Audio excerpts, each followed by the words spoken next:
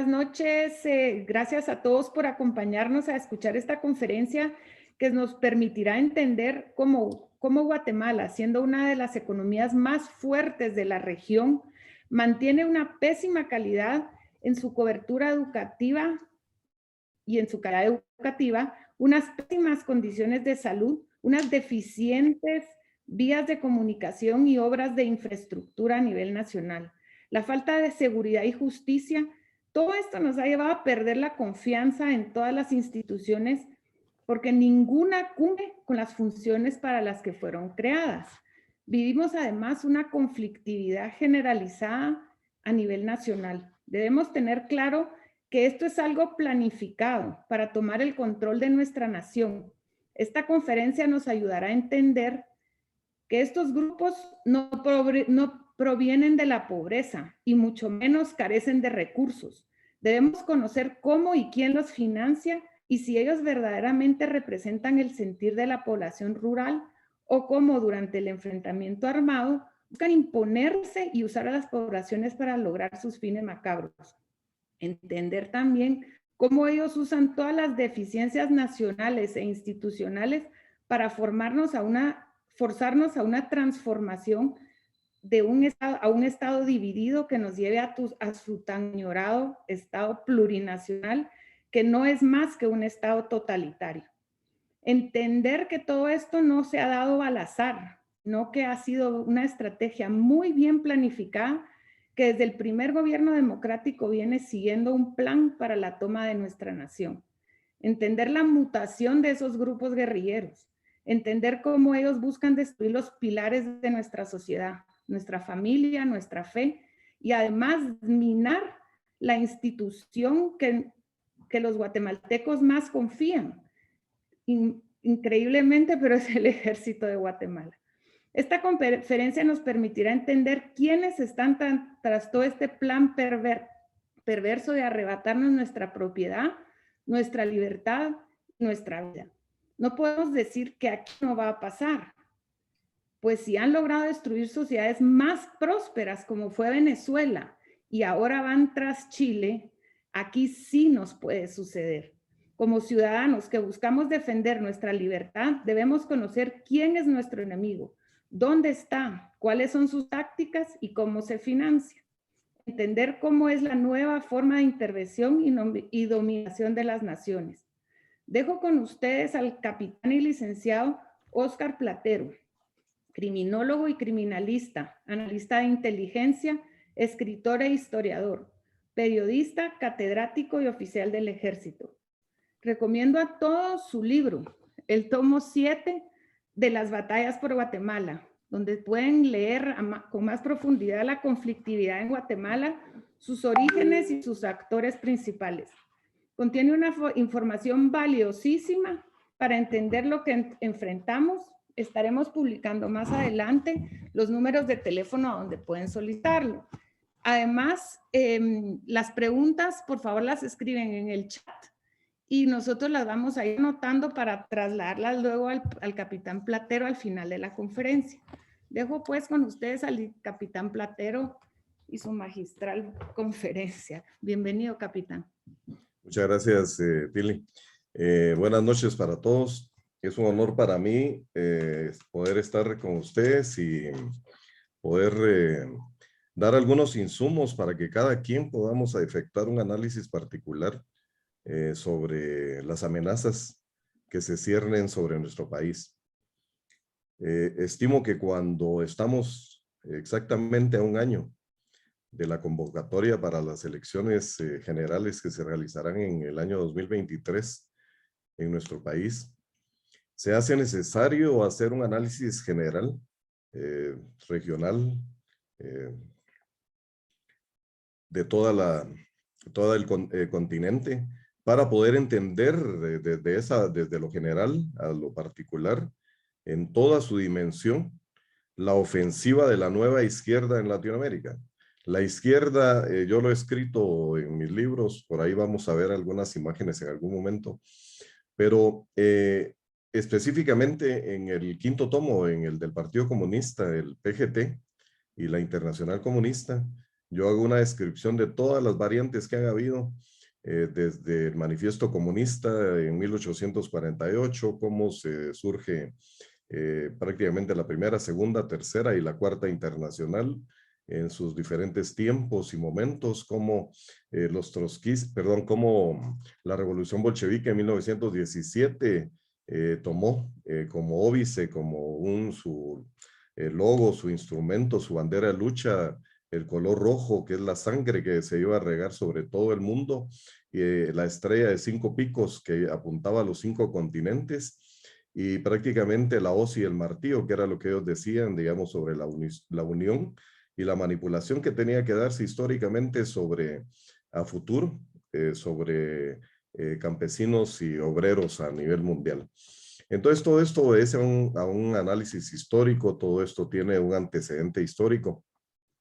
Y si nosotros no partimos del plano general, dudosamente vamos a poder entender y comprender, dimensionar lo que es el plan particular.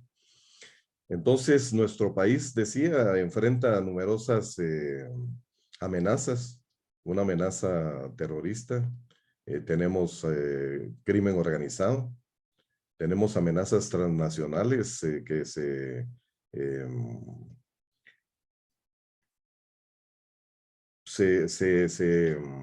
fijan a través de algunos modelos, algunos fenómenos que en la fenomenología criminal nosotros le hemos denominado pandilleros o pandillas, mareros, el traslado, el tráfico de migrantes, la narcoactividad, todo esto es una serie de factores que hacen que nuestro país esté enfrentando una situación muy particular con un Estado completamente debilitado, pero no debilitado porque no hay recursos, eso es mentira, sino sencillamente porque no hay liderazgos, porque quienes han llegado por imposición política o de intereses sectoriales al conducir nuestro país, lo que menos han hecho es conducirlo.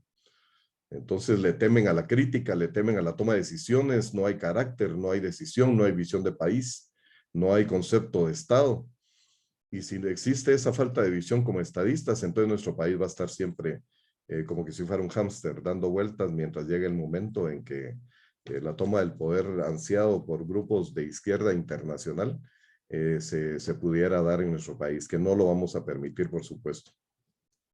Es importante entender que Guatemala, desde la visión geopolítica y geoestratégica, Guatemala ocupa un papel geográfico de primer orden. Es importantísimo. Es la cintura de América. Guatemala, si nosotros vamos a la visión geográfica de Alejandro von Humboldt, por ejemplo, o de otros distinguidos geógrafos que analizaron el concepto geopolítico, nosotros podemos ver que Guatemala es clave para el futuro de la región. Es por ello que nosotros siempre, siempre hemos sido el jamón del sándwich de las grandes potencias hegemónicas a nivel mundial históricamente, y lo seguiremos siendo. Y es por eso que los guatemaltecos, lejos de estar divididos y prestarnos a juegos de estos injerencistas o intereses extranjeros, debemos de unirnos alrededor de un proyecto de nación en donde nosotros tengamos el concepto de qué es lo que sucede en nuestro país para la toma de decisiones acordes a las circunstancias. Cuando nosotros vemos recientemente en prensa el hecho que se dieron 2 masacres, porque no hay otra forma de denominarlo, 2 asesinatos colectivos en contra de fuerzas de seguridad y en contra de familias de trabajadores campesinos en el departamento de Sololá. Es necesario comprender el fenómeno que se está dando, pero eso no es solo en Sololá, no es solo en Nahualá y Santa María Iztahuacán. Eso está sucediendo en todo el país, pero no le hemos puesto atención. Y los gobernantes de turno, con tal de mantener esa situación light o mantenerse tranquilos, usufructuando los recursos del Estado para sus propios intereses, han ocultado o han invisibilizado esta crisis creciente que existe en nuestro país. Es por ello que desde hace algún tiempo hemos venido con algún grupo de amigos analistas que tengo el honor de dirigir. Hemos venido haciendo conciencia y haciendo algunas charlas o conferencias, si es que así se le quisiera denominar, con diferentes sectores. Pero nosotros, y lo digo con todo respeto, nosotros no necesitamos palmadas en la espalda, no necesitamos felicitaciones. Nosotros lo que necesitamos es nombres y actitudes de gente que esté dispuesta a luchar por nuestro país, que se alinee por la izquierda, por la derecha, en este caso por la derecha, con nuestra visión estratégica de país, y que como nacionalistas, como patriotas de los buenos que somos, que nosotros logremos ser catalizadores, y al decir nosotros me refiero a la sociedad guatemalteca, de esta ingente necesidad que existe de que los guatemaltecos tengamos un solo sentir, y que ese solo sentir nos haga salir adelante ante toda esa gran conflagración o esa gran presión y pulsos geoestratégicos que se están dando en el mundo.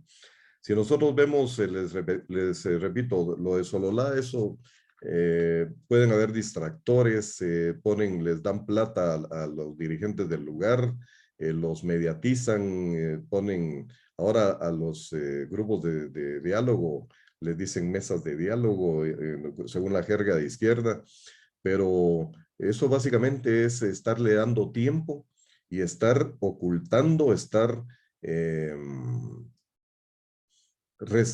retrasando la solución de los grandes problemas que enfrenta nuestro país. Nosotros necesitamos entrarle ya y entrarle con pertinencia, con carácter, con visión de Estado, con visión de país a esta situación que se está dando. Cuando estaba platicando sobre el tema del anterior grupo al que tuve el honor de dirigirme, yo les decía que hay algunas situaciones que nosotros tenemos que tomar en cuenta. Guatemala no es una isla, ese es el punto principal. No es una isla, pero ahorita es un apéndice. El de Guatemala es un territorio que, si ustedes lo ven, ha sido cercado dentro de ese nuevo replanteamiento, de una nueva ofensiva de la izquierda modernizada, que ha lanzado un proceso de guerra cultural con diferentes ópticas, con diferentes visiones, con diferentes ejes de avance a nivel latinoamericano. ¿Y por qué a nivel latinoamericano? Porque nosotros somos la reserva estratégica del primer mundo. Nuestros recursos estratégicos son ansiados por todo el mundo. Y aquí no hay aliados, como decía en algún momento un ex embajador norteamericano, que incluso en nuestra cara, en los medios de comunicación, se atrevió a decir que la soberanía de Guatemala no le interesaba, porque ellos vienen esbozando desde 1992 la teoría de la soberanía limitada. Eso no puede ser, ni lo debemos de permitir. Tenemos que ser un país pequeño, pero digno y unido.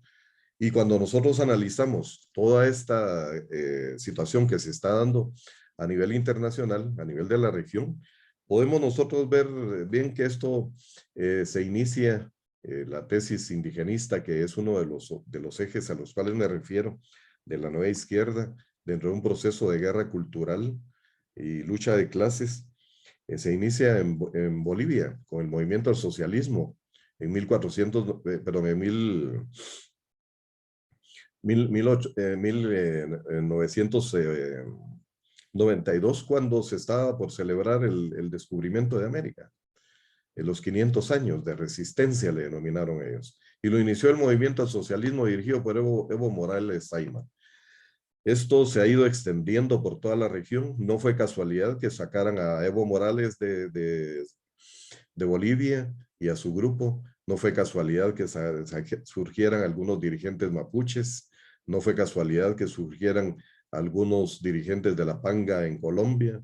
No fue casualidad que surgieran algunos líderes indigenistas ecuatorianos. No fue casualidad que Pedro Castillo y el nuevo Perú Libre, como denominan a Sendero Luminoso, que es el nombre más conocido del Perú, del Partido Comunista Peruano, empezaran ellos a mutar y abandonar la guerra armada para trasladarse rápidamente hacia un proceso de guerra cultural.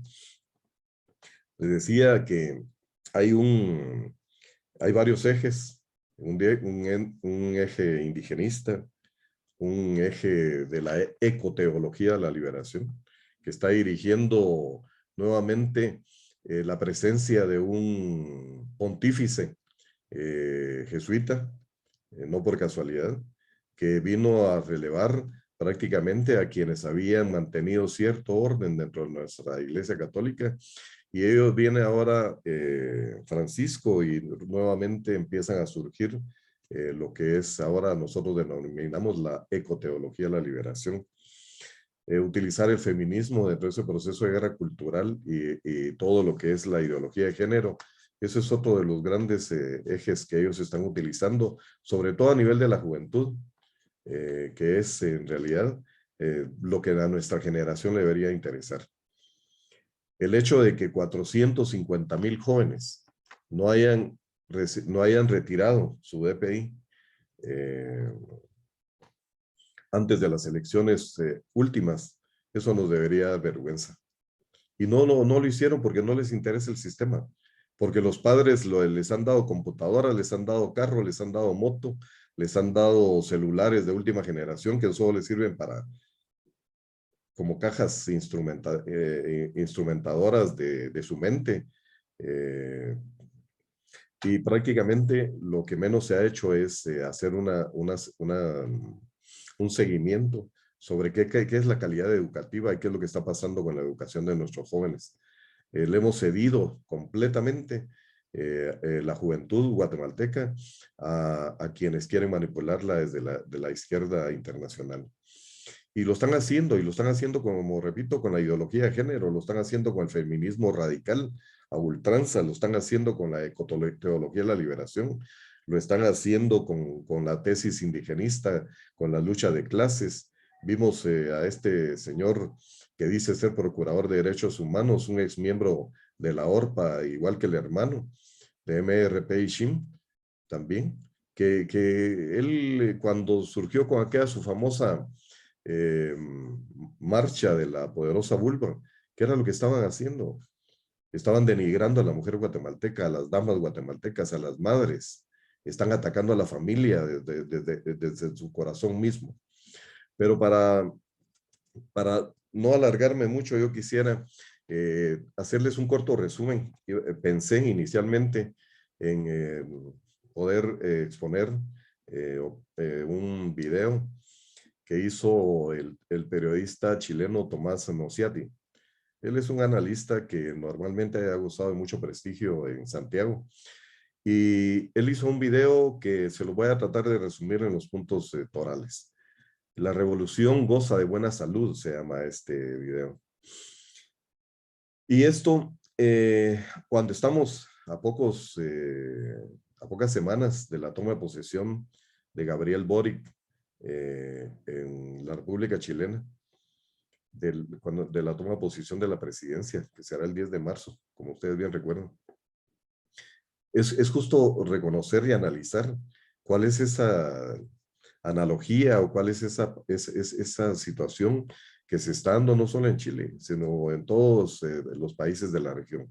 En Guatemala, si nosotros vemos en Honduras, los castrochavistas acaban de tomar el poder recientemente a través de la esposa de Zelaya.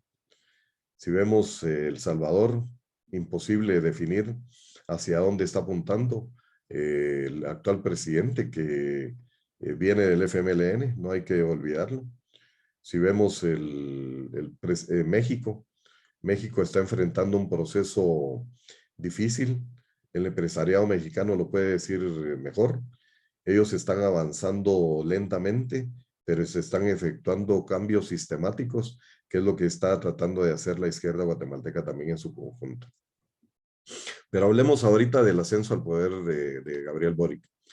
Cuando nosotros evaluamos qué fue lo que pasó en la segunda vuelta chilena, vemos, o por lo menos es mi opinión y coincido con Tomás, de que el presidente, perdón, el candidato a la presidencia de Chile, Kast, como sucede normalmente, y en Guatemala lo vemos nosotros políticamente, todo el mundo dice que es de centro, a excepción de la izquierda.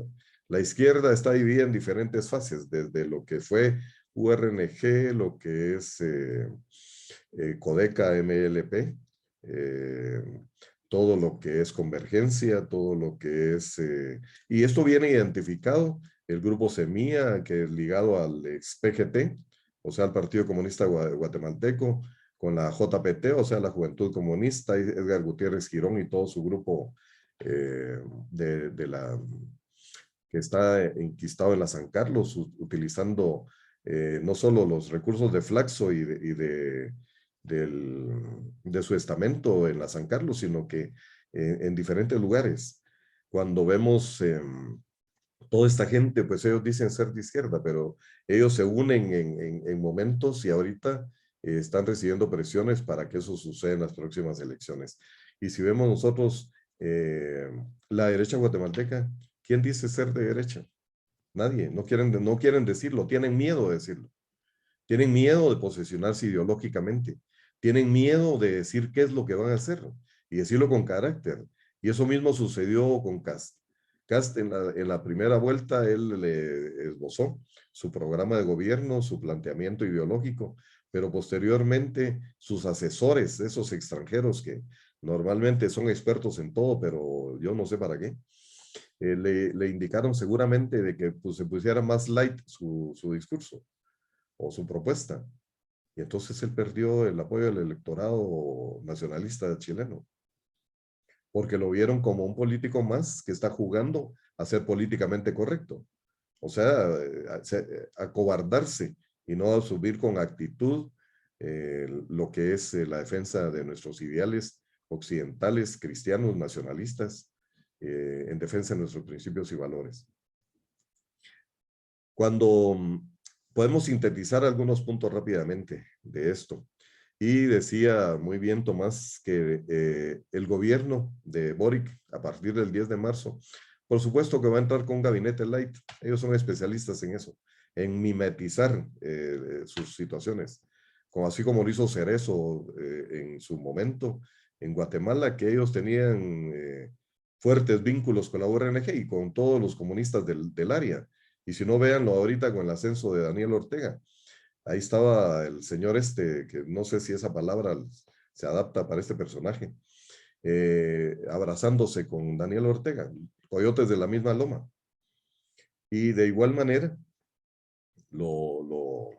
ellos empezaron con un proceso así light, pero ir debilitando a las Fuerzas Armadas, ir debilitando a la sociedad en su conjunto y enquistando, tomando las posiciones estratégicas claves. Igual lo va a hacer Boric. Él, por supuesto, que no va a salir, no va a tirar todas sus cartas al principio, pero es previsible que luego de un año de que cuando él se haya posicionado, como lo está haciendo Pedro Castillo poco a poco en el Perú, ya ellos saquen ya sus verdaderas cartas originadas del Partido Comunista Chileno y que ellos van a superar. Ellos mismos dicen que los cambios que estaba impulsando Salvador Allende eran cambios muy ligeros, muy débiles en comparación a lo que ellos van a hacer. Ellos están apuntando a lo que es cambios estructurales, pero de fondo, a través de una reforma constitucional. Entonces, por supuesto, no van a atacar a las Fuerzas Armadas de entrada, van a esa intención de sacar a los carabineros chilenos, convertirlos prácticamente en unas fuerzas de seguridad dúctiles y maleables a sus intereses. Eso lo van a ir haciendo progresivamente. Lo que sí es cierto es que, por ejemplo, la conflictividad, ese es un símil de lo que sucede en el norte de Guatemala en este momento, noroccidente de Guatemala, todo el sur chileno, todo lo que es el área mapuche, está siendo prácticamente como una especie de se está tomando un cariz autonómico. Y estamos seguros. Yo podría afirmar de que Boric paulatinamente va a ordenar el retiro de las fuerzas de seguridad de ese sector y les va a dejar a ellos, le va a ceder a esos grupos radicales todo lo que es el control del sur de Chile. Ellos hablan de que la revolución chilena tiene dos vertientes. Una es ideológica, que apunta a los cambios radicales, y una es generacional, la otra. O sea, ellos apuntaron, si ustedes vieron cuando se atacó las estaciones, las 40 estaciones del metro de Santiago, muy lindo, por cierto, uno de los mejores metros de Latinoamérica. ¿Creen ustedes que eso no fue coordinado? Eso no fueron grupos de jóvenes los que lo organizaron, como tampoco la destrucción que hubo en Medellín, en Colombia, durante las acciones de calle que hubo en los 2 años recientes. Todo esto obedece a una planificación estratégica, como lo decían los dirigentes de los venezolanos, tanto el presidente Maduro lo decía en su momento, que una brisa leve bolivariana estaba recorriendo el continente, por supuesto. Si ellos la están financiando, ellos financiaron al partido Podemos, que en España, que es un escándalo que está tratando de ocultar el Partido Socialista Español. Ellos lo financiaron. ¿Y quién es Podemos? Lo que era antes Izquierda Unida. Y antes de ser Izquierda Unida era el Partido Comunista de Chile. Pero ellos siempre nombran, se ponen nombres más light, ¿verdad? Con tal de no asustar a las sociedades o alertar a las sociedades conservadoras. Ellos hablan de que en ese momento de cambios estructurales se va a dar la intervención de las empresas de todo tipo. Y se va a dar la sindicalización obligatoria, como lo hicieron los peronistas en su momento en la República Argentina. Y eso está dentro de los planes del Frente Amplio, que es ese grupo, como lo quiere hacer Codeca, CPO acá, ese grupo que se sirvió como pivote para una alianza de izquierda ya en esta función estratégica, orientado lógicamente por el Partido Comunista.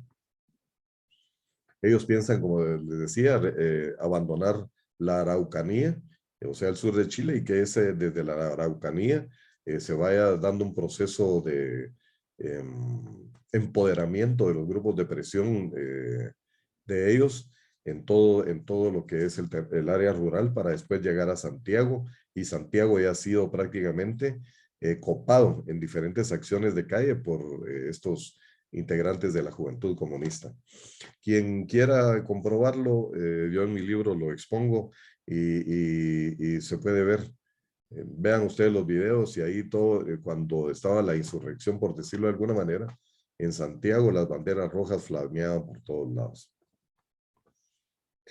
Por supuesto, los cambios de las Fuerzas Armadas va a ser importante. Ellos van a buscar algunos oficiales o gente que esté dispuesta por un hueso, como decimos coloquialmente en Guatemala, o por mantener un estatus económico, a traicionar sus intereses. Y de que los hay ahí, los hay. Aquí hay un señor por ahí que salió escribiendo hace algún tiempo un libro que se llamaba Desde el Cuartel. Imagínense ustedes si le regalaron 10,000 libros para que los difundiera por todos lados. Y si ustedes lo hacen, lo cotejan y lo comparan, es igual que exactamente el mismo texto del ascenso a las élites, de las élites industriales, otro libro de izquierda que tuvo mucha diseminación en las universidades de Guatemala. Entonces eso no lo hizo él, eso se lo hicieron y eso se lo financiaron. De igual manera, van a estar tocando las puertas de los que se consideran muy light o moderados de alguna manera, y eso va a pasar como ha pasado en toda Latinoamérica. Tener el control de las fuerzas de seguridad y las fuerzas armadas es un objetivo estratégico de la izquierda cuando llega al poder.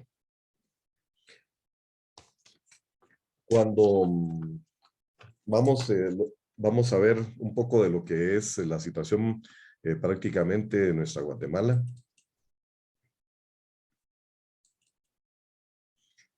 No sé si lo pueden observar ahí.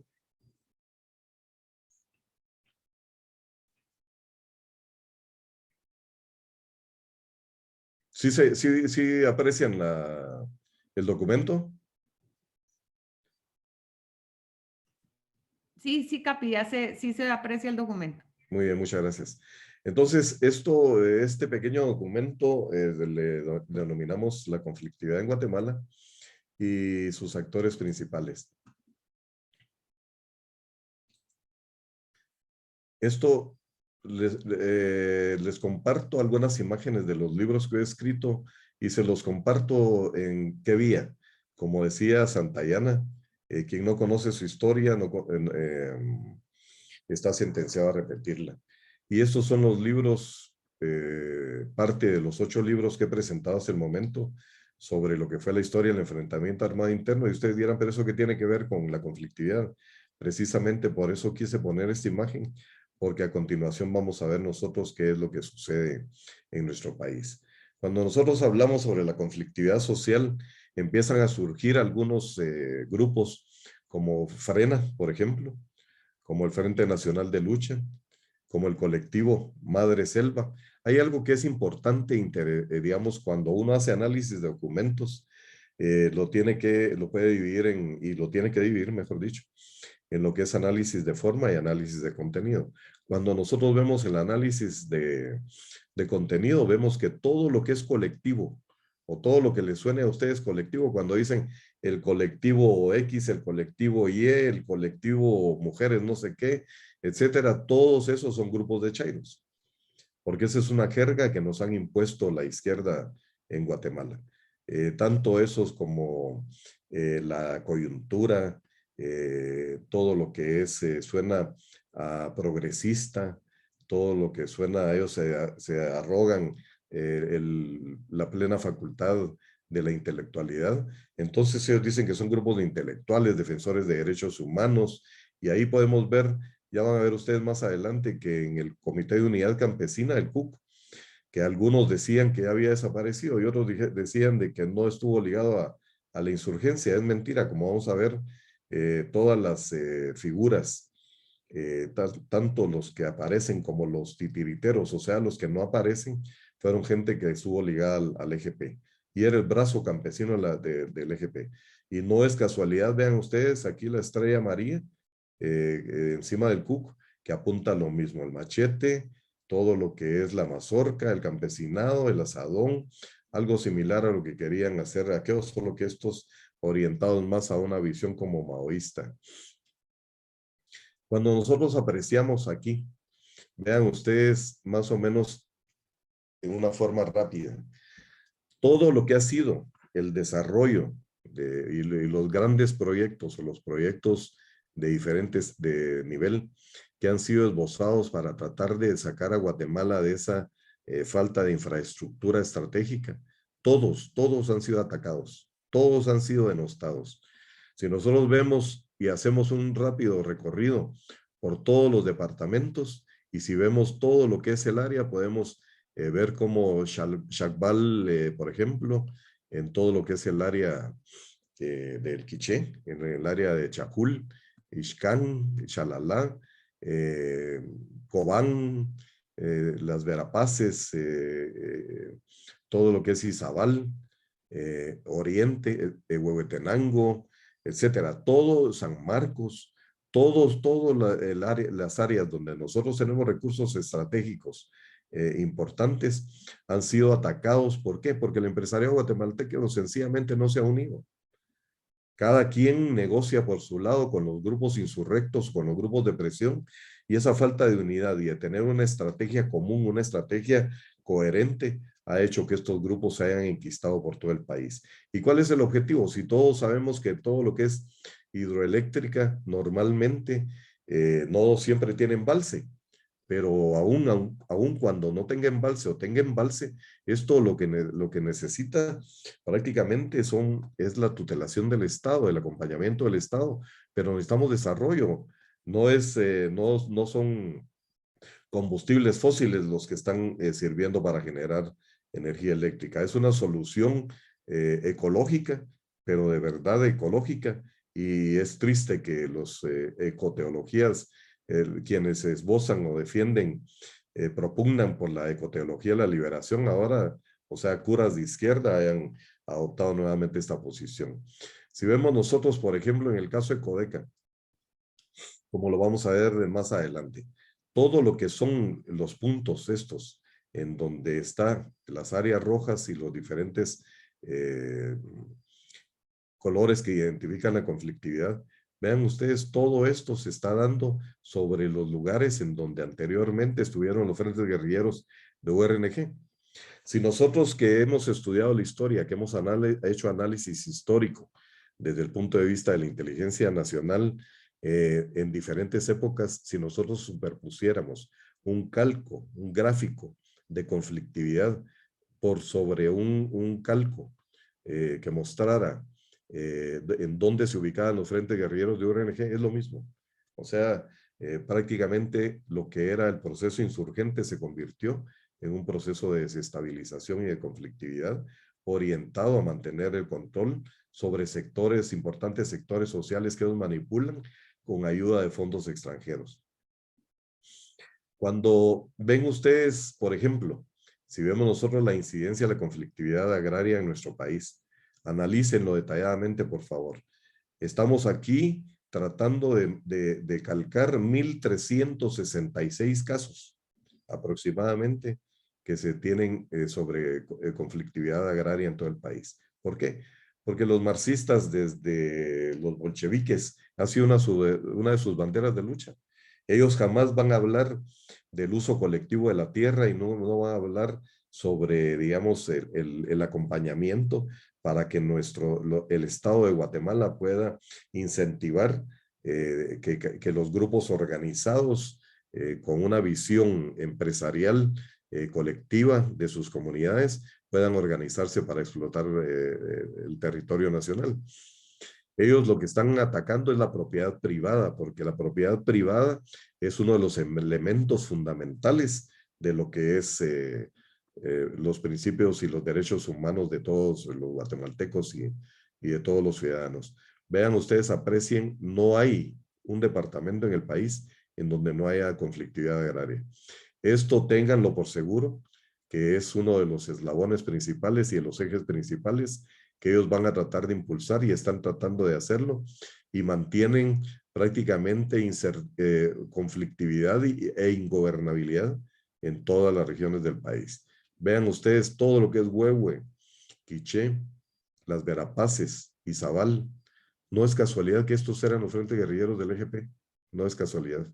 Y si vemos todo lo que es el sur del Petén, hasta ahí se extendieron estos bandidos en su momento.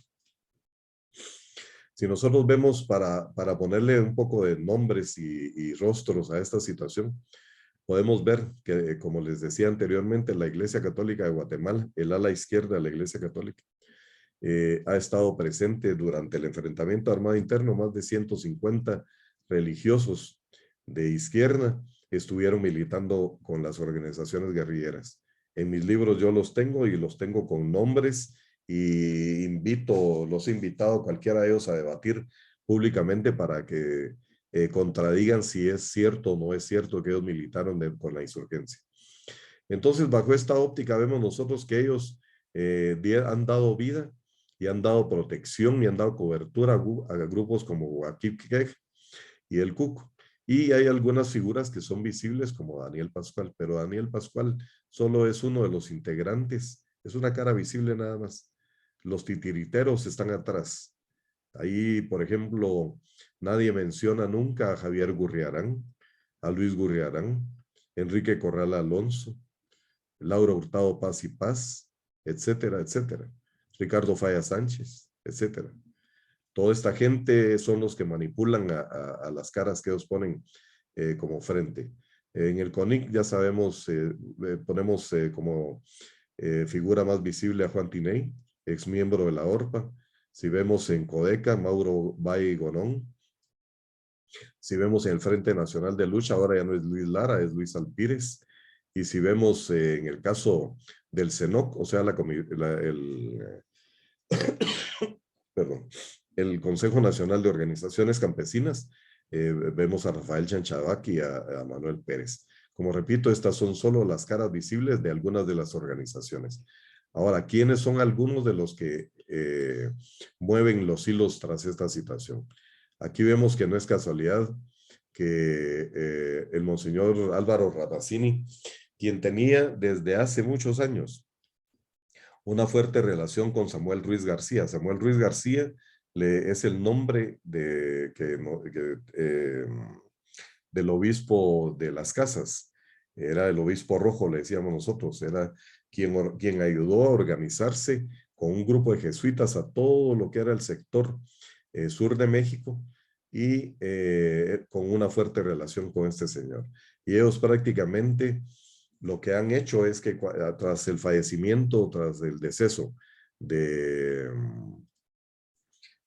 Samuel Ruiz García, en Comitán, llenaron un estadio y varias localidades en donde fue recibido el cardenal Ramazzini como el nuevo líder de esa izquierda ligada a los zapatistas y a URNG, que está en el sur de México y en el norte de Guatemala. Esto ha sido parte del plan de la operación o el plan Mayalán, o sea, la tierra maya, que siempre han tenido la izquierda internacional como una especie de plataforma o de objetivo para quebrar esa situación geográfica estratégica y apropiarse los recursos estratégicos del sur de México y el noroccidente de Guatemala. Tal vez en otra oportunidad vamos a poder hablar un poco más del tema. En el caso de Ramón Cadena, este es un ex jesuita. Según recuerdo, no llegó a convertirse en cura. Sin embargo, era jesuita también, repito, y él es quien representa a Guatemala, una ONG. Como ellos tienen nombres rimbombantes, a su Comisión Internacional de Juristas, a alguien que escuche esto se le imaginará que es una gran organización la que él representa, y lo que representa es un grupo de chairos internacionales, europeos y latinoamericanos que se pusieron este nombre y que son gente que ayuda a desestabilizar el área. Si vemos nosotros, por ejemplo, acá, a Rigoberto Juárez, un personaje que siempre anda con su cola por acá, es uno de los grandes desestabilizadores de CPO, o sea, pero agitadores, perdón. Y es uno de los desestabilizadores de todo lo que es el área de Huehuetenango, sobre todo el norte, el área indígena de Huehuetenango, que es lo que ellos tratan de manipular mediante la tesis indigenista. Y por eso le pusieron ese nombre rimbombante de gobierno plurinacional Canjobal, Poptí, Chuja, Cateco y Mestizo de Huehuetenango a la organización que ellos dirigen. Aquí vemos, por ejemplo, a Locadio Huracán, un ex miembro de las FARC, de las Fuerzas Armadas Rebeldes, que tuvo el grado de capitán en el Frente Santos Salazar, si mal no estoy. Y ese uno ya fue diputado al Congreso por Convergencia. Él es uno de los que se mantiene en el área de Sololá con el Comité Campesino del Altiplano, que era el brazo campesino de las FARC. Así mantiene agitando a la región. Este hace contacto con la alcaldía indígena de Sololá, que eran, tal vez se recuerdan ustedes, los que más aplaudían a Iván Velázquez Gómez, al guerrillero terrorista colombiano de Unión Patriótica, que era el brazo campesino de las FARC, las Fuerzas Armadas Revolucionarias de Colombia, narcoterroristas que tienen, Iván Velázquez era uno de sus principales defensores. También está Daniel Pascual, como les decía, del CUC. Él dirige tanto lo que es el CUC como Huaquique. Aparte de ello, y está Abelino Chucal, y vean ustedes que este señor agita en el área de Sololá, este señor agita todo lo que es el noroccidente, y este individuo todo lo que es el área del Valle del Río Polo Chico. Aquí podemos ver en una conferencia de prensa supuestamente, donde estaba dirigida por algunos de los anteriores, en donde están algunas de los grupos que nosotros le llamamos la sopa de letras. El Comité Campesino del Altiplano, CODECA, el UBOC, Unión Verapacense de Organizaciones Campesinas, la Central Campesina Chortí Nuevo Día, el grupo Mamá Maquín, que era un grupo ligado al PGT. Mamá Maquín era una indígena que estuvo ligada al destacamento, al ataque al destacamento de Panzós en 1978. Ella era una agitadora del Partido Comunista de Guatemala. En el libro del PGT pueden leer con toda propiedad toda la documentación al respecto de ella y su actividad. La Confederación de Organizaciones Campesinas, etc. Ahora, si nosotros vemos rápidamente acá, podemos ver, y si ustedes, no sé si alcanzan a apreciar algunos de los nombres que aparecen, pero si ustedes ven, hay un denominador común, y es que son internacionalistas y están regados por todo el continente. Por ejemplo, la Organización Indígena de Roraima, Brasil, la Asociación Regional de Pueblos Indígenas de la Selva Central, la Comunidad Campesina de Llanto, la Comunidad Campesina de Segunda y Cajas, comunidades de Sudáfrica, Organización Shoshone de Estados Unidos, Escuela Dolores Hurtado de Ecuador, aquí estamos hablando de Ayacucho. O sea, si empezamos a buscar, hay organizaciones campesinas de toda Latinoamérica y de otros países que están tratando de tener incidencia sobre lo que es la conflictividad en nuestro país. Ahora, si nosotros vemos, por ejemplo, en este caso, esta Asociación de Abogados y Notarios Mayas de Guatemala, todo le ponen maya a ellos. Su nombre es Nim Ay Ajú. Y podemos apreciar a este señor, Sergio Beltetón, ex miembro, ex militante del PGT y EGP en su momento, igual que otros individuos que voy a mencionar posteriormente, Juan Castro y otros, que son quienes defienden a Daniel Pascual y a todos los grupos de agitadores en el país. Ahora, miren lo importante que es esta información. Aunque parezca difícil creerlo, pero es así.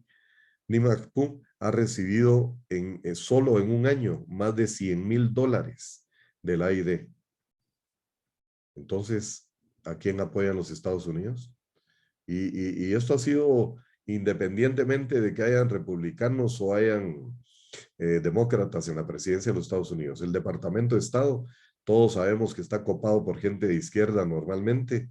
Si no, recordemos lo de Todd Robinson, a este pequeño memín que lo han llevado, lo tuvieron aquí en Guatemala y él decía que la soberanía nacional no le importaba, ahora lo tienen trabajando a nivel de la región. Veamos esta otra, y esto es documentado, eso está documentado en mi libro. Yo tengo todas las fuentes de referencia y toda la información como para poder graficarlo y demostrarlo.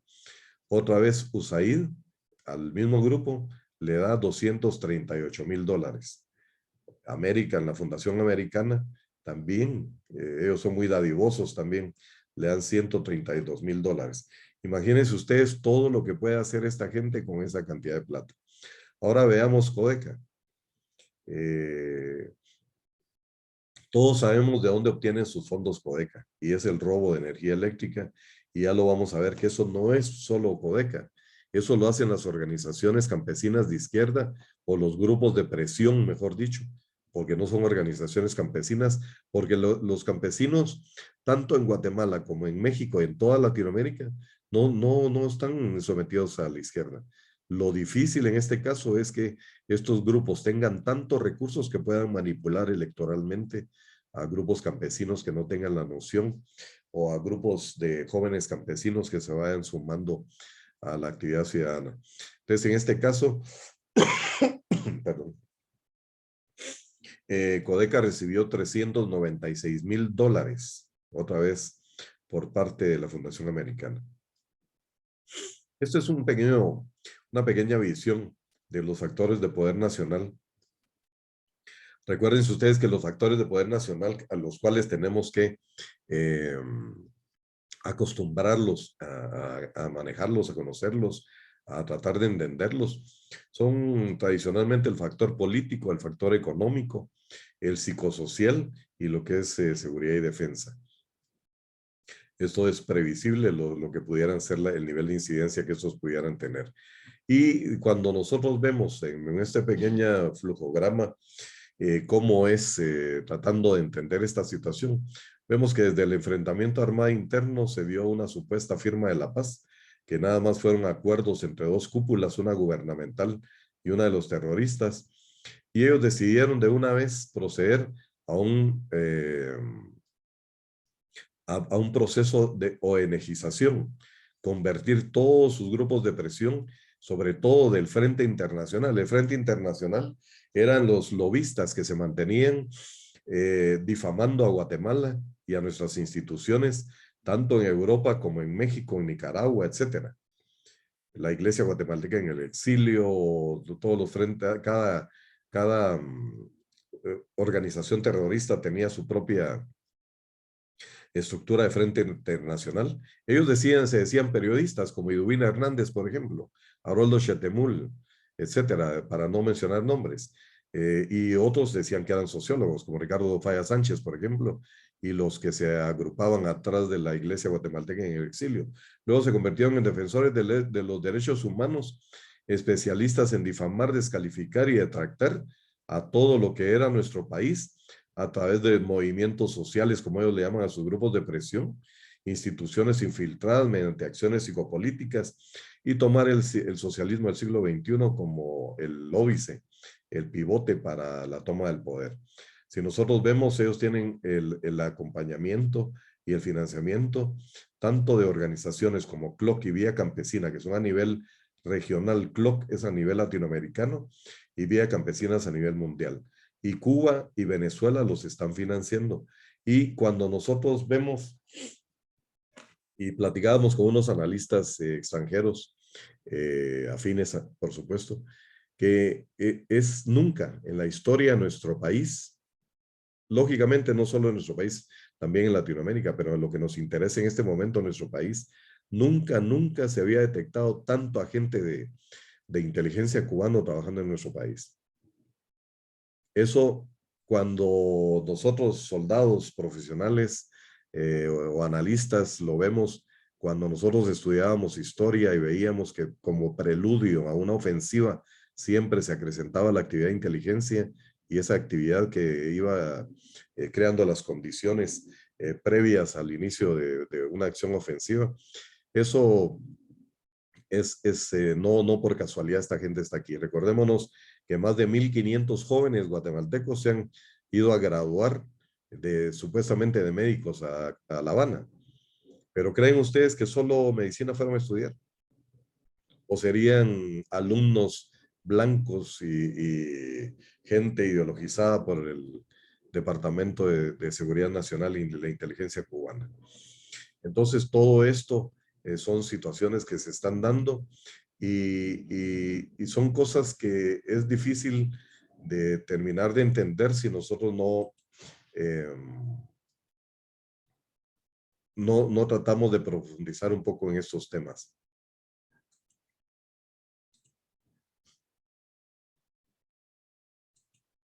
Voy a...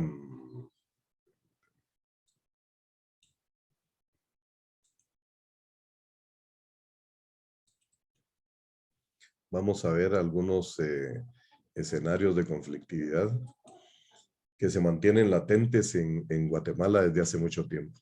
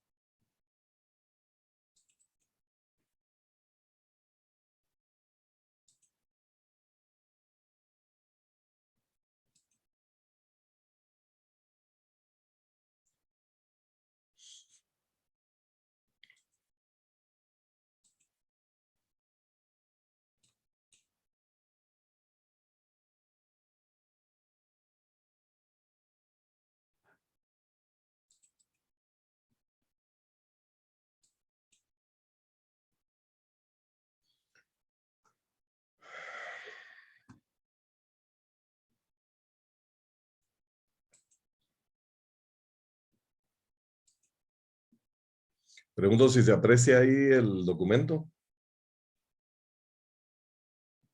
Sí, sí se aprecia muy bien. Muy bien. Pues estos son algunos escenarios, como les decía al inicio, de que nosotros posiblemente nos podíamos circunscribir o nuestro pensamiento estaba cifrado en este momento en lo que era la conflictividad en Nahualá y lo que está sucediendo. Por supuesto que eso, si conocemos los antecedentes históricos, podemos entender de que se originó como un conflicto de tierras, pero ahora hay muchos factores que están confluyendo sobre el tal. Recuérdense ustedes, y como lo vamos a ver más adelante, eh, la presencia de siembras de amapola fue creciendo. Guatemala inicialmente para los narcotraficantes solo fue lugar de paso, luego se convirtió en bodega, luego empezaron a surgir narcolaboratorios y ahora pues la siembra ahora ya no solo es marihuana lo que hay, ahora hay amapola para producir opio. La goma de amapola la procesan ya aquí en Guatemala también. Vemos que incluso la hoja de coca, que era casi como que un cultivo exclusivo de las naciones productoras sudamericanas como Perú, como Colombia, Bolivia, prácticamente llegó a nuestro territorio. Entonces, el hecho de que se haya encontrado incluso semisumergibles, o sea, pequeños submarinos que no se sumergen completamente porque tienen un snorkel en nuestro país, eso quiere decir de que en Guatemala la presencia prácticamente después de la guerra que hizo el presidente Calderón en México en contra del narcotráfico, se vinieron huyendo los Zetas para acá, ¿se recuerdan ustedes? Aparte de los Zetas, Jalisco Nueva Generación, también ha estado haciendo mucha presencia y hay otros carteles tradicionales como Sinaloa, hay otros que están con fuerte presencia en el país. Ahora, esto es un secreto a voces, esto todo el mundo lo sabe. Y todo lo que es la siembra de amapola ya se extendió no solo al área de San Marcos, sino al altiplano, el altiplano de San Marcos, el altiplano de Xela y ahora el altiplano de Sololá y posiblemente de Totonicapán también.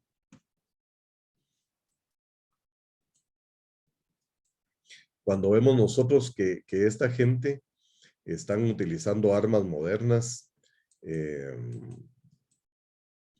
para atacar a las fuerzas de seguridad y sin ningún temor, sin ningún respeto mínimo hacia la autoridad, tanto sea autoridad militar como autoridad de fuerzas de seguridad civiles.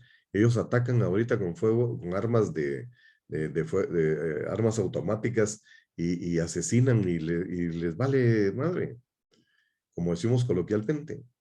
O sea, eso, si nosotros creemos de que solo con procesos de diálogo, entre comillas, y solo con estarle echando agüita, nada más para ir apagando las brasas, que eso nos va a conducir a buen puerto, estamos completamente equivocados. Si nosotros vemos en el área de Huehuetenango, por ejemplo, todo el norte de Huehuetenango prácticamente está prácticamente perdido y sin control del Estado de Guatemala. Eso es un secreto a voces. Aquí tenemos fuerzas de seguridad, una brigada militar, pero ¿qué es la cantidad de efectivos que se tiene para controlar todo este territorio? Es risible. Aun cuando hicieran su mejor esfuerzo, es risible. Solo el norte, por ejemplo, solo el norte de Huehuetenango, todo el área desde San Pedro Necta, etcétera, para arriba, los Huistas, no digamos Santa Cruz Varías, en dirección a Xoxlac, Momonlac y toda la frontera con México. Ahí un batallón, una brigada, 3 batallones se diluyen en esa montaña, desaparecen como agua, se los traga, se invisibilizan. O sea, aquí lo que necesitamos es inteligencia y lo que necesitamos es fortalecer a nuestras Fuerzas Armadas para las amenazas que vamos a enfrentar, como vamos a ir viendo paulatinamente. Les voy a pedir disculpas anticipadas si en determinado momento voy a ir avanzando muy rápido, pero tenemos algún tiempo en beneficio de la audiencia que nos está honrando con su presencia. Buenos guatemaltecos que están interesados en el futuro del país y pues no queremos quitarles mucho tiempo y es bastante difícil, como ustedes podrán apreciar, resumir todo lo que yo estoy exponiendo en un tiempo corto. Pero todo, como repetía, todo el norte de Huehuetenango prácticamente está sin control del Estado y eso es algo que se extiende no solo a Huehue, toda la franja transversal del norte, Quiché, Las Verapaces hasta Izabal, como lo vamos a ir viendo paulatinamente, y al sur del Petén, es prácticamente un área en donde la gobernabilidad no existe. Si vemos nosotros solo, por ejemplo, en el área norte de Huehuetenango, en todo lo que es San José Frontera, Isquisís, Río Azul, Villalinda, Agualegre, en Nuevo Cuilco, todo lo que es el norte de Playa Grande y todo lo que era el norte de San Mateo y Iztatán y Santa Cruz Varías era lo que era el Frente Guerrillero Ernesto Guevara durante el enfrentamiento armado interno. Y exactamente los mismos grupos que mantienen el control, vedando incluso la presencia del Ejército de Guatemala y vedando, no digamos, de la Policía Nacional Civil a toda esta área. Esto es territorio que prácticamente está sin control alguno por parte del Estado de Guatemala y eso es inconstitucional. El Estado tiene que mantener el control territorial de nuestro país y por eso necesitamos gente con carácter, con conocimiento y que tenga la determinación de poner orden en nuestro país. De lo contrario, esto nos va a dar unas sorpresas increíbles dentro de poco tiempo. Si vemos quiénes son algunos de los actores en ese sector, otra vez aparece Rigoberto Juárez, del Consejo CPO, del Consejo de Pueblos de Occidente, Telma Cabrera, la candidata de las elecciones pasadas de CODECA, con CPO, y todo ella ya preparándose nuevamente para hacer pivote, según dicen, con Jordán Rodas Andrade, como posible candidato a la vicepresidencia para las elecciones que se acercan. Lolita Chávez en el área de Ixcán, el cardenal en su área de incidencia, lo pasaron de San Marcos, en donde había quedado Frena, Codeca y toda la presencia de grupos de presión fuertes en el área de San Marcos, lo pasaron a Huehuetenango y ahora se extendió mucho más allá. No solo en lo político, la actividad de estos grupos, sino, perdón, en la ingobernabilidad. Y si vemos todos ellos, son los mismos grupos, son las mismas caras, pero son gente que tiene mucha presencia y mucha cantidad de recursos para operar. Y por supuesto, la cobertura que tienen de medios de izquierda, tanto nacionales como internacionales. Todo esto es lo que yo les he estado exponiendo, el traslado de Ramazzini desde San Marcos hacia Huehuetenango, cómo hizo clic con la izquierda y los grupos indigenistas mexicanos que había dejado preparados ya ligados brazos campesinos del Ejército Zapatista de Liberación Nacional que había dejado Samuel Ruiz García, el obispo rojo, ya preparados. En el tema de San Marcos existen muchos problemas, pero todo se acrecenta fuertemente en el área de lo que es el altiplano de San Marcos. Al igual que lo que sucede en Nahualá e Iztahuacán, aquí también existen problemas de tierras, pero son diferencias que ellos han saldado haciendo uniones, como se puede ver acá, digamos, con diferentes grupos de presión. Y no es casualidad que todos estos grupos estén siendo sostenidos y alimentados, orientando actividades de agitación en el área a través de la siembra de amapolas. Eso no ha cesado ni va a cesar. Y como les decía, se ha ido extendiendo paulatinamente al altiplano de San Marcos y al altiplano de Sololá y Totonicapán. ¿Qué puede hacer un destacamento militar acá? Aun cuando esté en la cumbre de Tuichán, que es un lugar estratégico por donde se puede controlar de alguna manera o tener alguna observación sobre el área, definitivamente media vez no haya y eso es bien importante que lo tomen en cuenta, que lo tomemos en cuenta. Media vez no haya una ley que proteja el desempeño eficiente y el uso de la fuerza legal y razonable por parte de los miembros de las fuerzas de seguridad, esto no tiene solución. Nadie va a querer ir a parar a la cárcel como lo estuvo el coronel Chiroy por 6 años en prisión preventiva, como tienen a nuestros veteranos después de haber liderado a las fuerzas de nuestro ejército, a pesar del embargo de armas que nos tenía la izquierda gringa de Jimmy Castro, le decíamos nosotros, a pesar de que ellos dirigieron a un ejército que en aquel entonces oscilaba entre 15 y 20 mil hombres, cuando se inició la fase más cruenta del enfrentamiento armado interno, a pesar de que logramos derrotar a la subversión en un caso inédito en toda Latinoamérica, porque jamás la insurgencia en Guatemala tomó una población y se sentó a esperarnos, sino que solo era como que estuvieran jugando béisbol, pis y corre. Entonces, todo esto, después de haberlos derrotado y a pesar de que tuvieron el sur de México, toda la frontera mexicana como zona de refugio, y ahora argumentan de que no fueron derrotados militarmente, a pesar de todo ese esfuerzo que se hizo generacionalmente, eh, nuestros líderes militares están detenidos, los principales que teníamos. Entonces, hay que pensar en darle vida a esa ley de reconciliación, hay que pensar en darle capacidad y un marco jurídico a las fuerzas de seguridad para que puedan cumplir con solvencia con la función que tienen asignada.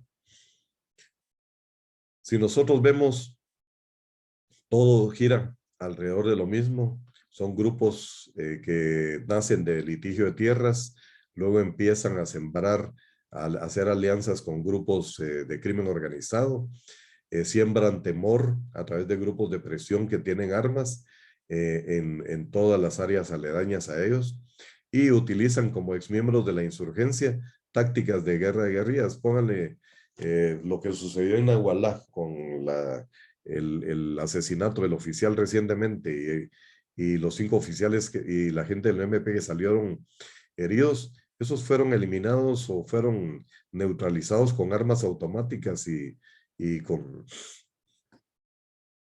por tiradores que tienen experiencia y entrenamiento en el uso de armas de francotirador. Entonces, todos estos casos se han ido replicando a lo largo del país. Si vemos rápidamente, se ha ido extendiendo a todo lo que es el área del Polo Chic. Aquí hay sectores también, hay lugares en los cuales las fuerzas de seguridad sencillamente no pueden entrar, no los dejan. Pero sí estos grupos le dan protección a los desembarcos de drogas que hace el crimen organizado en diferentes lados. Tenemos que conocer la historia para poder entenderla. Por supuesto que hay gran deficiencia dentro de lo que es la función del Estado en cumplir con sus funciones básicas de dar seguridad, de dar educación, de dar salud y crear obras de infraestructura para nuestra población. Pero eso no puede ser el óbice para que haya procesos de insurrección o semi-insurgentes en forma creciente en nuestro país. Y si vemos nosotros, todo tiene como óbice el ataque a la propiedad privada, tanto las invasiones, el rechazo a la siembra de la palma africana, a todo lo que son minería a cielo abierto, etcétera. Todo esto tiene actores que se vuelven a replicar con las mismas funciones, la Confederación de Organizaciones Cooperativas, el CONIC, la Fundación Guillermo Toriello, el colectivo Ishim, UDFEUA, etcétera, etcétera. Toda la Fundación Turcios Lima, todo esto, todos han sido gente que se ha preparado y ha tenido ligazón con la insurgencia y que han formado grupos de presión para mantener control territorial sobre las áreas donde anteriormente estuvieron sus frentes guerrilleros. Solo si nosotros hiciéramos un rápido vistazo o golpe de vista sobre las fincas que han sido invadidas en el área del Polo Chic, vean este pequeño listado que cada vez es creciente, es más creciente. Solo en determinados periodos de tiempo se han efectuado en esa región más de 43 invasiones de tierras. Y no fue casualidad que aquí fuera donde asesinaran Tal vez se recuerdan ustedes hace un par de años a un oficial, a unos infantes de marina de nuestro ejército, y los mataron y no pasa nada. Ahí está detenido este señor de César Montes, si es que se le puede denominar así, pero los procesos de ellos avanzan súper lentos, mientras que si fueran agentes de las fuerzas de seguridad ya estuvieran crucificados. Todo lo que es esta actividad resume todo lo que es acciones desestabilizadoras que se replican por gente armada, por grupos organizados que estuvieron ligados a la insurgencia en todos los territorios nacionales. O sea, tal vez para ir aterrizando un poco, vuelvo a repetir, no es solo y Totonicapán lo que nos debe preocupar. Es toda la franja transversal del norte, es todo el sur del Petén, es todo el área de Huehuetenango, San Marcos, y todo el área en realidad en donde existe eh, o donde hay una alta incidencia de recursos estratégicos, que es donde ellos tratan de desestabilizar, porque uno de los objetivos de los marxistas toda la vida, como estrategia de guerra económica, es quebrar la economía de un país. Si ellos desestimulan la inversión, tanto nacional como extranjera, en el área rural, ellos van a ir tomando control como dicen ellos ahora, de sus territorios ancestrales. Imagínense ustedes. Eso solo es una pantalla para tratar de dar un componente histórico para que quienes no conocen la historia de nuestro país, para tratar de posicionar ese tipo de situaciones. Nosotros vemos, todos somos guatemaltecos, todos somos indígenas porque hemos nacido acá. O sea, somos nativos orgullosamente guatemaltecos. Entonces, que tengamos 23 etnias, eso es otro cantar. Eso es lo que tenemos que buscar, es la unidad nacional y no fragmentar más a nuestra población. Quisiera comentarles en esa dirección, antes de finalizar,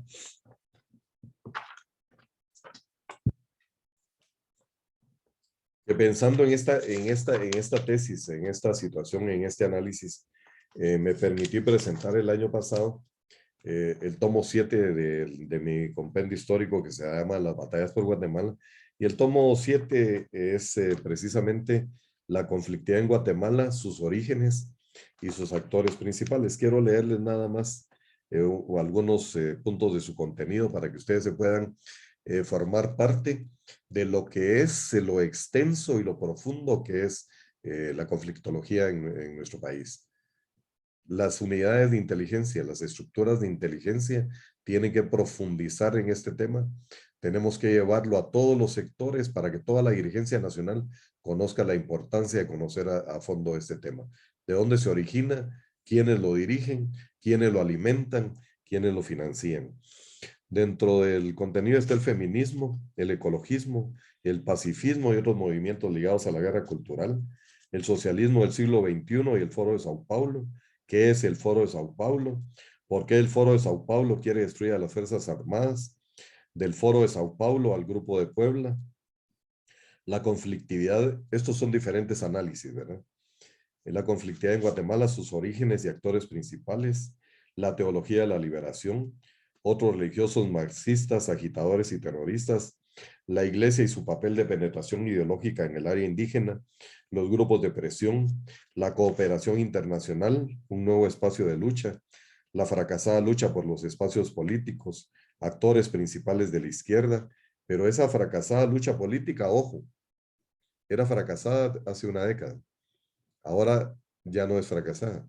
Y lo demuestra el hecho de que Perú Libre, no es más que el Partido Comunista del Perú, haya llegado al poder por la vía electoral en la República Peruana. Que haya habido manipulación como ha habido en las últimas elecciones en Guatemala y en algunos países de Latinoamérica. Perdón, de alguna manera a través de medios informáticos a través de algoritmos y se está manipulando, eso es algo que hay que ponerle mucha atención. Pero sin embargo, yo recuerdo que me invitaron, en algún momento estaba invitado en la Universidad San Martín de Porres, en Lima, en el Perú, dando una conferencia precisamente sobre esta situación y viendo cómo hay un hilo conductor que se extiende por toda Latinoamérica con otros analistas de la región. Yo estaba hablando sobre estos antecedentes del enfrentamiento armado interno y cómo derivaron, mutaron a grupos a ONGs que se convirtieron rápidamente en grupos de presión. Y se paró un oficial, porque habían oficiales de las tres fuerzas, de las Fuerzas Armadas peruanas, de la Armada, de la Fuerza Aérea y las Fuerzas de Tierra. Y por supuesto los alumnos de la universidad. Pero este oficial me dijo, era un oficial de Marina, y me dijo, mire, licenciado, me dijo, ¿y no cree usted que ya es tiempo de dejar de estar hablando lo mismo? Me dijo, y ver hacia el futuro y ya no estar recalcando sobre lo mismo.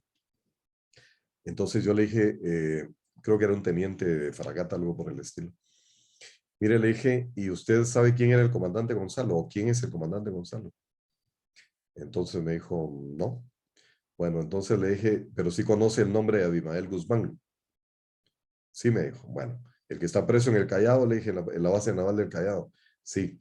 Bueno, pues él era el comandante Gonzalo. Y sabe usted, le dije, que en la Amazonía peruana se está dando un proceso de mutación de lo que eran los frentes guerrilleros o terroristas del Sendero Luminoso. Se están mutando ahora en grupos de agitación política. Eso es un proceso de reconversión a la que tienen que ponerle mucho ojo. Entonces me dijo, sí, pero es que aquí, como siempre, los grupos urbanos somos arrogantes, creemos saberlo todo, todos somos todólogos, somos expertos en todo. Escuchamos, pero no oímos, oímos, pero no escuchamos. Y creemos que nosotros tenemos el patrimonio de la verdad y no dejamos que nadie asesore, sino que, bueno, ha habido tanta pérdida de pertinencia en ese sentido. Yo le dije, te póngale mucha atención a eso, le dije, porque eso es un proceso que se está replicando a partir del MAS de Bolivia, del Movimiento al Socialismo, por toda Latinoamérica, hay que ponerle ojo. Entonces me dijo, no, aquí en Lima es una, como ustedes lo conocen, es una ciudad cosmopolita, grande, muy grande. Y ellos, pues, al igual que piensan en Santiago, Buenos Aires o Montevideo, donde sea, o en Bogotá misma, las élites, como les gusta a algunos que les digan urbanas, no creen que pueda darse una victoria electoral de la izquierda en Latinoamérica, o que se pudiera dar, véanlo. Ahora, Pedro Castillo llegó a través de la agitación de esas masas que estuvieron trabajando estos grupos pacientemente en una forma preelectoral, algo similar a lo que sus hermanos ideológicos y sus compañeros de correrías de Codeca CPO están haciendo en Guatemala, y lo mismo que están haciendo en el sur de México. Subestimar al oponente es lo peor que podemos hacer. O nos ponemos las pilas y dejamos esa arrogancia urbana y nos ponemos a conocer más el interior de Guatemala y la idiosincrasia de toda nuestra gente, o estamos en serios problemas. Bueno, aparte, entre otros puntos, está la nueva línea de masas, las ONGs como fenómeno político, que es algo de lo que les estoy hablando. Las ONGs de izquierda en Guatemala, el Comité de Unidad Campesina, brazo del EGP durante el enfrentamiento armado interno, la Fundación Guillermo Toriello, la Asociación de Cooperación con el Sur, ACSUR, las Segovias, es toda la ligazón que tienen ellos con los grupos independentistas españoles, la Coordinadora Nacional Indígena y Campesina CONIC, la Coordinadora de ONGs y Cooperativas CONCOP, la Unión Verapacense de Organizaciones Campesinas, la Comisión Pastoral y Ecología de la Diócesis de San Marcos, el Frente Nacional de Lucha por Defensa de la Libertad Sindical. El Frente Nacional de Lucha aglutina 26 organizaciones. Movimiento de Trabajadores Campesinos, Frente de Resistencia y Protección de Recursos Naturales de San Marcos, FRENA, las organizaciones etnicistas, etcétera, etcétera. Hay como otros 8 puntos más, pero por el tiempo lo voy a dejar ahí. Solo quisiera poner como punto final, darle una pequeña descripción de lo que está sucediendo en el sur de México, que también lo hacemos ver nosotros en el tomo 7.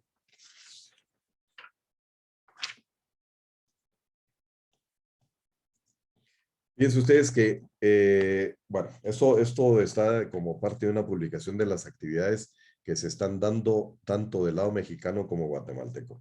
Dice: organizadores del primer Festival Mundial de las Resistencias y las Rebeldías contra el Capitalismo denunciaron hostigamiento por parte de las autoridades y exigieron a los gobiernos, estamos hablando de Yucatán, Quintana Roo, y el gobierno federal, garantías de seguridad para la realización del encuentro, que en su subsede Candelaria tendrá lugar los días 28 y 29 del año pasado. El acto, convocado por el Ejército Zapatista de Liberación Nacional y el Congreso Nacional Indígena, perdón, el CNI, aglutina a todas las organizaciones representantes de diferentes sectores indigenistas traídos a nivel mundial hacia la República Mexicana. En la península de Yucatán, la subsede designada es el ejido Monclova, en el sureño municipio de Candelaria, limítrofe con Guatemala, donde se darán cita a partir de tal fecha los integrantes del Consejo Nacional Indígena y adherentes de la Sexta Declaración de la Selva Lacandona. En esta comunidad campechana surgió en el 2006 el movimiento de resistencia civil del no pago a la luz eléctrica. Repito, en esa comunidad campechana, o sea, Campeche, México, surgió en el año 2006 el movimiento de resistencia civil del no pago a la luz eléctrica. ¿A qué le suena eso? Codeca CPO. Lo mismo. O sea, lo mismo que están estimulando ellos del lado mexicano, lo están haciendo acá y lo están haciendo por toda Latinoamérica. O sea, aquí no hay cabos sueltos, hay un hilo transversal que une y conductor que une todos estos movimientos a nivel latinoamericano. Y como les comentaba, hay varios ejes que ellos han estado trabajando históricamente, y pues yo quisiera seguir platicando mucho más sobre el tema, pero ya llevamos 1 hora y 20 y creo que ya algunos ya estarán con algunos compromisos pendientes. Pero no sé si alguien tiene alguna pregunta o quisiera que extendiera todavía creo que tenemos unos minutos si el moderador nos lo permite. Sí, Capi, aquí hay una pregunta. Dice, ¿cuáles son sus recomendaciones a corto y mediano plazo para el factor social, factor económico, factor político, factor seguridad y defensa y factor geoestratégico? Creo que es una pregunta bastante amplia y tal vez vamos a tener que hacer más conferencias para que se pueda responder esto, pero no sé si tiene una respuesta así rápida para que podamos ir a más preguntas. Bueno, yo pienso que lo primero que tenemos que hacer es conocer qué son los factores de poder nacional, porque eso no es una terminología de uso común. O sea, no todo mundo conoce y tiene alguna base sobre lo que son los factores de poder nacional: el político, el económico, psicosocial y seguridad y defensa. Yo creo que eso está aglutinado o debe aglutinarse dentro de todo lo que es dos vertientes. Una vertiente que es la geoestratégica, basada en la geopolítica de Guatemala. Las relaciones internacionales de nuestro país tienen que cambiar. Yo creo que, a excepción de la canciller Sandra, se me da el nombre, Jovel, perdón. Sí, perdón. Mis disculpas a la licenciada, pero tal vez ya quemó aceite por ratos. Todo, a excepción de esa actitud tan enjundiosa, tan profesional, tan firme que ella tuvo en la conducción de las relaciones exteriores de nuestro país durante el gobierno recién pasado. Yo, desde mi particular punto de vista, yo he visto que lo que había es una pobreza de todo tipo. Hasta aquel señor Carrera lo nombraron canciller, imagínense ustedes. Edgar Gutiérrez representando los intereses en algún momento. Alfonso Cabrera, imagínense ustedes. O sea, ¿en manos de quién ha estado la política internacional de nuestro país?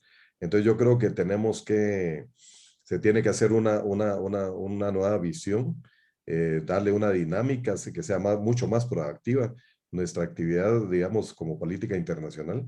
Y a nivel del interior, yo creo que lo que hay que recuperar es la majestad de la ley, su aplicación, por supuesto, y volver a posicionar el concepto de autoridad a nivel de nación. Pero ese concepto de autoridad va a tener pertinencia y va a tener legitimidad si se da el ejemplo. No podemos tener un ladrón exigiéndole a la población que se comporte de acuerdo a nuestras leyes, pues, ¿verdad? Entonces yo creo que el principio del ejemplo tiene que prevalecer y tiene que haber un parteaguas, o debería de haber un parteaguas en la conducción política de nuestra nación como tal, para que nosotros podamos respetar y sobre todo orientar a la juventud y tratar de recuperar ese deseo de ser parte de las soluciones de la problemática nacional. Como bien decía Tilly, eso es la pregunta da para mucho, es para un expediente, pero en realidad yo creo que yo por ahí la orientaría. Pues bueno, Capi, yo le agradezco. Yo creo que sí hay muchísimo más que hablar. Nosotros como ciudadanos debemos de empezar a entender que la seguridad nacional es muy importante, no podemos dejarla por un lado. Tenemos que apoyar a quienes van a defendernos de esas agresiones externas y las amenazas internas. Y debemos de empezar a trabajar todos juntos como sociedad, ahí sigue como la verdadera sociedad civil, en garantizar que hay apoyo político y respaldo legal para las personas que nos van a defender en nuestro momento. Debemos exigir a nuestros gobernantes que exista ese marco legal que autorice el uso legal de la fuerza. ¿Cómo va a ser posible que nuestros policías, nuestros soldados se van a enfrentar contra estos malandros, asesinos, que ellos sí están con las o sea, armas de grueso calibre, y nuestra seguridad llega sin nada? O sea, eso no podemos seguirlo permitiendo. Yo creo que debemos de darnos cuenta que si nosotros no defendemos a quienes van a defender, los que vamos a salir perdiendo vamos a ser todos nosotros. Bueno, Capi, le agradezco mucho. Yo creo que como platicábamos antes de empezar la plática, vamos a tener que organizar muchas más porque realmente estamos ante una situación complicada. Creo que Guatemala es el último país que no ha sido tomado por estos malandros. En el nombre de Dios saldremos victoriosos nuevamente, pero debemos de unirnos. No sé si quiere dar unas palabras de despedida, Capi. Muchas gracias. Gracias, Tilly. Yo le agradezco a Guatemala Inmortal. Admiro su patriotismo, admiro el patriotismo de sus integrantes, esa actividad permanente ya de muchos años en que han estado defendiendo nuestros principios y valores y la guatemalidad. Y pues a quienes participaron, quienes fueron parte de esta charla, yo los invito a que profundicemos, que leamos, que tratemos de profundizar en esos temas. No podemos sacar conclusiones adecuadas si no conocemos nosotros lo que está sucediendo. Todo tiene un antecedente. En una oportunidad yo dije en la Escuela de Inteligencia, donde estaba dando una conferencia, que el análisis no puede ser solo coyuntural, porque no es como que si fuera una encuesta que solo tiene o refleja lo que está sucediendo en un momento. Tiene que haber un antecedente y se tiene que conocer ese antecedente para poder tener apreciaciones y perspectivas y poder visualizar escenarios sobre el futuro. Entonces el análisis es complejo. La inteligencia nacional tiene que recuperar el nivel que tuvo en sus mejores años, ¿verdad? Y tenemos que fortalecer a nuestras Fuerzas Armadas. Tenemos un ejército que fue victorioso, tenemos un ejército en donde hay excelentes oficiales, pero están completamente con una logística precaria, y esa es la realidad. Entonces, tenemos que ser más nacionalistas y unirnos en un esfuerzo común. Muchas gracias. Estoy siempre a la orden. Bueno, buenas noches a todos. Vamos a compartir un momento en pantalla para los teléfonos para que puedan adquirir los libros del Catán Platero. Y pues ahí están los teléfonos y por mensaje de WhatsApp ya se coordina la entrega. Y gracias, Capi. Como le digo, vamos a organizar más charlas porque sí necesitamos conocer qué tan cooptados estamos. Feliz noche, gracias a todos. A la orden. Mucho gusto. Feliz noche. Feliz noche.